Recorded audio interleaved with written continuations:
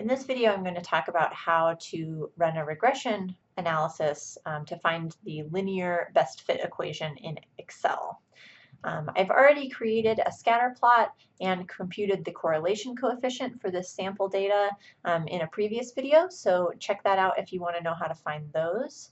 The regression line is essentially the line of best fit. So in this data, it seems pretty clear that this data lies along a line fairly closely.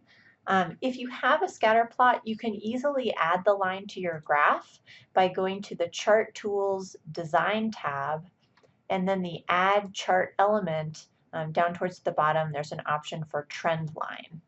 And in our class, we're only talking about linear trend lines, but you can also add exponential and other type of trend lines to your graph. So I can pick the linear trend line and it shows me that line of best fit. In the settings for the trend line, in that same area, the more at the bottom, it has a more trend lines option. If you go into those settings, you can have it display different things like the equation. But typically, if we want the equation of the trend line, we need a little bit more information than will show up just on a graph. So this is more of just a visual tool. In order to get the regression equation, I'm going to use a tool from the Data Analysis Toolpak. So this is in the Data tab, over on the right, Data Analysis. If you do not see the Data Analysis button, go find my video about enabling the Data Analysis Toolpak. So I'm going to select Data Analysis, and in the window that pops up down towards the bottom, I'm going to pick Regression. So in this regression box, the first input is the Y range, and I don't know why Excel has Y first, but just pay attention to the labels. So my Y values in this example are the test scores. I'm going to go ahead and highlight those test scores. And the X range would be the homework scores. I have not chosen to highlight the titles in this case. If you do highlight the titles, then click this labels checkbox. But since I did not highlight the titles, I'm not going to check it. We won't use any of the rest of this for what we're creating just now. You can create this in a new worksheet and maybe give it a name just to organize your information, and then press OK. Now the summary output that you see after that regression process happens has a lot of information in it, but if we're just trying to find the equation of the regression line, what we're looking for is an equation that looks something like y equals mx plus b, or sometimes you'll see this as y equals b plus mx, or some form like that. We're looking for the equation of a line, which means we need a slope and a y-intercept.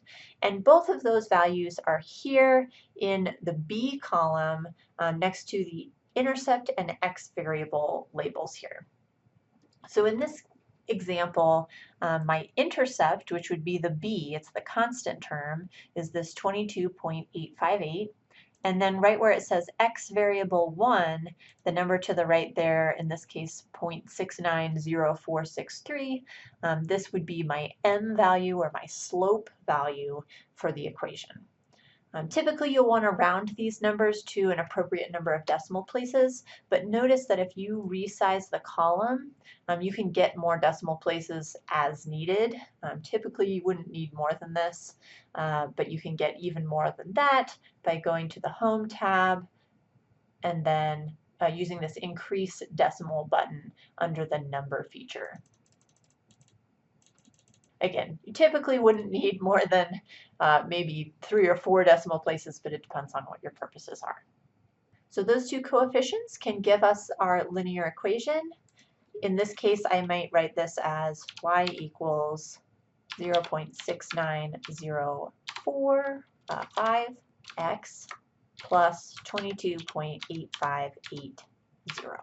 I've chosen to write the x term first. In many statistics textbooks, the constant term is listed first, but it doesn't really matter because it's addition, so you can write them in either order. That's it for this video. Thanks for watching.